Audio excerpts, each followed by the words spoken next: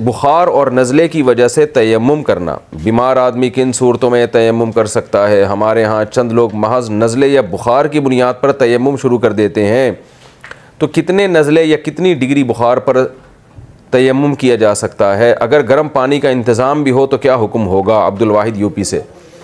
बुखार और नज़ला कोई ऐसी बीमारी नहीं है जिसमें आपके लिए तयम्मुम जायज़ हो जाए, क्योंकि बुखार में पानी नुकसान नहीं देता। यानी अगर आप वज़ू करना चाहें, हाँ गुस्ल के तयम्मुम में बाज़ दफ़ा शायद ख़तरा हो सकता हो कि नुकसान देता हो, लेकिन तेज़ बुखार में तो डॉक्टर ख़ुद कहते हैं कि पानी से आप नहाएं या वज़ू करें।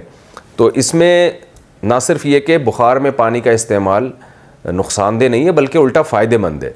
लेकिन अगर कोई बुखार में ये कंडीशन हो गई है कि उठ ही नहीं सकता वो बेचारा, और पानी से वज़ू कराने वाला भी कोई नहीं है, तो फिर एक मजबूरी है, फिर आप तयम्मुम कर सकते हैं। नॉर्मली बुखार या नज़ले में तयम्मुम की इजाज़त नहीं है। अगर ठंडा पानी नुकसान दे रहा है तो पानी आपको गर्म करना पड़ेगा, गर्म करके करें।